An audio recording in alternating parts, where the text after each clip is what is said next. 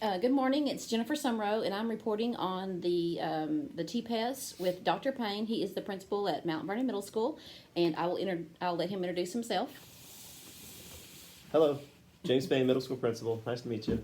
All right. We're just going through the motions of Tpess, and he is going to help me learn as well, and just kind of talk about what he went through this year as the principal and going through the Tpess with his superintendent, Dr. McCullough, who is my site supervisor. So, all right, Dr. Payne. All right, in the beginning, it was probably I have a list of that was sent out by our assistant superintendent of maybe some dates and things that these things were due, kind of as a guide of when things were going to happen. And so at the beginning, I know that the principals had started working on their goals for the year. What beginning of year conference, and that was going to be done. It doesn't have a date here. Do you remember kind of when that was going to take place? Yeah, Was it September or October maybe? Dr. McCullough, we actually met, and at the beginning of your conference, we met in his office, and we just discussed my goals. We looked at our data, we looked at strengths and weaknesses, and really, me being a new principal, the beginning of your conference really addressed the relationship component of leadership and how I was going to really build relationships with the teachers, because there's a lot of change that we were implementing with curriculum, and we're just a really big overhaul in so many areas. So McCullough had some just great insight on things I could do to really build relationships with teachers. Okay. And of course, I did create my two goals. Yeah. I don't know if you want me to talk about those now Yes, or get yeah. to later. Just what were your two goals? So my first goal, my professional goal, was centered around best practice with our fundamental five. Yes. We're actually we had actually an ongoing book study with fundamental five, and the critical writing component is something that we really emphasized in that conference. I would like to observe 100%. That's my goal, is to observe high quality instruction, and more specifically 100% of our teachers implementing critical writing. Yes. And that's a piece that is so important, and it's so often missed by teachers in every subject. Right. And then It is. and then if I go to goal two specifically talked about our student data and how they did on the STAR test, and where we wanted to be by this summer after we take our STAR test for 2020. And we would like to see 90% of all the students meeting that minimum expectation, Yes. meeting approaches. Yes. Now there are many other goals that Right. that I've that we're working on, but those are the two main ones that we discussed in the beginning of your conference. Okay, good deal, good deal. All right. Now that once you have your goals and you kind of understand what you're working towards, I guess for the end result, there's always that middle year conference that you're Yes, working ma'am. on. I know y'all had some things to turn in as far as evidence goes, and I'm looking at the standards. There's instructional leadership, and there's several indicators there in instructional leadership. Did you have some things that you were working on? Or did he talk to you about maybe evidence. the evidence of doing those things? Yes. What were some things y'all had to turn in? So on the first goal, in Eduphoria, Eduphoria has that Strive piece, where all the walkthroughs are inputted, and of course our assistant superintendent, our superintendent can view those walkthroughs, and they can see the results of those walkthroughs, the comments that we're making, and we set it up where the goals that we have can be, data can show through Eduphoria if we're making progress towards those goals. Okay. And so Okay. we can see through the frequency of, the critical writing piece that we're, in my first goal with instruction, we can see if that's really happening through those 10-minute walkthroughs. Also through our T-test formal walkthroughs, we can look at that data as well. So really Eduphoria gives us that ability to house all the data that we really need especially for that first goal. So What were some things, and you probably already said this, but what were some things that you use as evidence that you're seeing the kids write more? Like, were you using your common unit assessments, or were your teachers specifically assigned a writing assignment each 6 weeks, or how did you take on that? Sure. Well, in our book study, and we have PLCs once a week, and we'll meet and we'll talk about the book. We'll go over the chapter. We'll kind of dig into it, and really the big thing to implement the critical writing or to really get that going with the teachers is you need to give them some resources so they can implement right away. And we have something in our Gmail accounts we call it One Stop Shop, where we have multiple links to Lead Forward. Lead Forward has a great playlist with some activities where it's related to critical writing. We have the Teacher Toolkit, which is based out of Austin ISD, and they have even videos to supplement the templates and the instructions so that they can do some critical writing pieces. And then there's also a document that I have that the teachers have access to called 53 Ways to Check for Understanding, which has 53 ways for the kids to write critically. And so having the teachers understand what critical writing is and then providing those resources, that was so important to be able to do. So my role in that was just having those conversations, not just not just with the book study, but also one-on-one, and then observing, and then holding the teachers accountable, following up with them. And it's so important as a leader to, when the teacher does implement that critical writing piece, to praise them and to recognize that, to reinforce it, right. Just like you would with a student. That way they know that, hey, they're on the right track and they're implementing best practice, and that critical writing is important because I'm following up. If it's something that we just kind of roll out and forget about, the teachers are going to think that it's not important. So exactly. just my role in that is just providing resources, helping them out, having those conversations, and then following up and continuing to support. Right.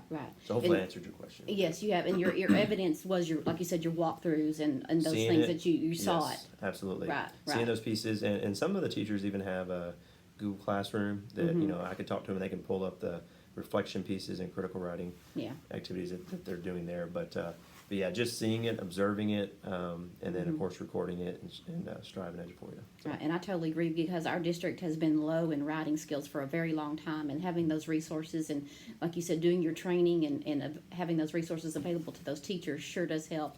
At, going back to my teaching days, when you just had to do it, come up with it on your own. Yes, that was tough. That's really hard to roll out a new best practice and have zero support or resources. Right. It doesn't work, does it? You're throwing something on somebody's plate, and it's just another weight that really frustrates the teacher. But having those resources, is very critical. Yes, you need an avenue. Absolutely. All right, human capital. What about your teachers? I know you just said you built those relationships with your teachers. How's that going? It's going so very far? well. Yeah, and when I was interviewed for this position, and a lot of principals that are interviewed, they're always asked the question, what would you do the first 90 days? What would be your goal? And my goal was to build relationships for those first 90 days and to listen. Right. So for the whole first semester, there were some changes that we had to make with scheduling and other critical things, but to really get to know the teachers and being visible, getting to know the kids, just being out there, working with them during lunch duty and morning duty and after school duty, and not just being stuck in my office. Those are little things that really help, and being there when they need it. If they call me on my desk phone or call me on my cell phone or text me, answer right away. Also communication. Yes. Communication really helps to build relationships. If you don't communicate, then teachers will be left out of the loop. There's frustration there, and they don't feel like they're important because we're not communicating. And I have teachers all on a remind text where if there's something that's going on, I text them. So the communication component, just being visible, being available, and sometimes I have to shut my door and shut my blinds and get some things done. But for the most part, 95% of the time, I'm out there with them. Yes. And in the trenches with them. Yeah, in the trenches with them. And that's good. The relationship component. They didn't teach me that in school. Maybe they did. I just can't remember. But that is It takes a just while. so critical. And so to answer your question, it's been good. Yeah. At first, being an outsider and being a new guy, everybody's gonna kind of, okay, who's this guy? What's in his heart? They kind of try to judge your intention. Are you for the kids? Are you for yourself? I mean, are you a selfish leader? Are you a servant leader? Yeah. So but now, it's springtime and spring break in March, and they from day one to now, I can tell that we're getting deeper and deeper relationships. Yeah. And there's a whole love bank Yes. saying, you got to make a lot of deposits before you can make a withdrawal. Exactly. And so I think we've made a lot of, deposits and good.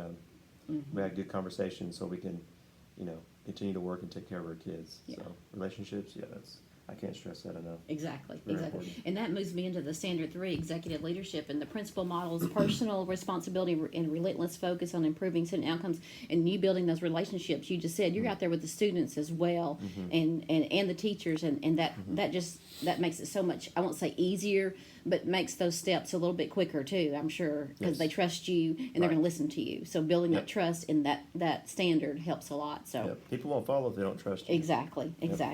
Yeah, and I see that you have relentless focus on those outcomes as well. Yes, So, all right, and I'm going to go on to indicate standard 4, which is school culture, and this probably all goes together in the same thing that we've just talked about, implementing a shared vision and culture of high expectations. And I see that you do that. What are some things that you've told your staff about working towards the top? The high expectations that you have. Just briefly. Sure. With our assistant superintendent coming in new, with Yeah. myself coming in new, we were all on the same page. Right. And so whenever we spoke with our staff about what we wanted to do with, high expectations, we're all on the same page. And so the teachers seeing leadership unified in that Yeah. really made a difference. So, Yeah. but yeah, we've had several conversations about, where we want to go, what our vision is, what our mission is, and I believe the teachers are on board Yeah. because we support them and they know we care about them, and we're all together. Right. So, right. And that moves me into standard 5, because strategic operations is your vision and mission. Is everybody on board? Sometimes it doesn't happen that way. Sometimes it takes a little bit more time for those teachers who have been here a long time, Yes, and ma'am. this is not the way we do it. Right. But once they see us doing it and we model it, maybe they'll jump on board. And if they don't, then I know there's opportunities elsewhere. And Right. so Yes, I don't know. ma'am. That's just kind of have to be the way it is sometimes. Yes, ma'am. All right, and that takes care of all the strategies, all the standards, going into the final goal or the final conversation that you have with your superintendent. I guess, what were your final conversations before, the complete of the Tpess process? Okay. Well, we hadn't had the end of the year conference yet. Okay. I know we've had several talks, especially around renewal and non-renewal time Yeah. of contracts. Right. And so a lot of times those talks turn into talks about goals and how everything's going. So, Exactly. but end of the year, I would expect, Dr. McCullough, our superintendent, to just follow up on, how our relationship's going with teachers. Yeah. Looking at our data that will be coming in. Right. With our STAR data, especially with our special education students, because that's an Yeah. area that we're working on with our results-driven accountability numbers. But really, that end of the year is, just reflecting on struggles. I like to know my mistakes. I like to Yeah. know what I've done wrong.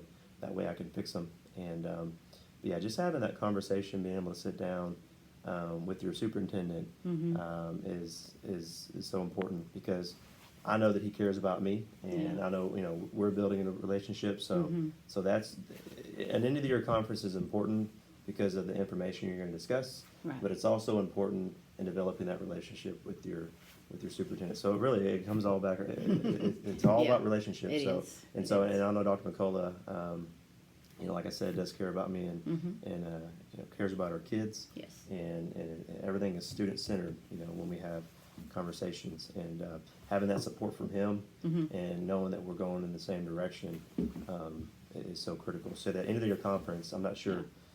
Maybe there's something. I doubt it. More things we're talking about, but Yeah. it's going to be good, and I look forward to it. Yeah, So. and my thing that I noticed with our group, we're working more as a team together. I love it, because in the past it's not been that way, and I like how he's brought us all together and kind of on the same page, and we all work towards that same vision and mission. And so I applaud him and all of y'all that do the hard work on the campuses. So ma'am. thank you very much. Thank you. Yes. Okay, well, that takes care of our video session for Tpess, and I appreciate you very much. Yes, ma'am. Absolutely. All right. Yep.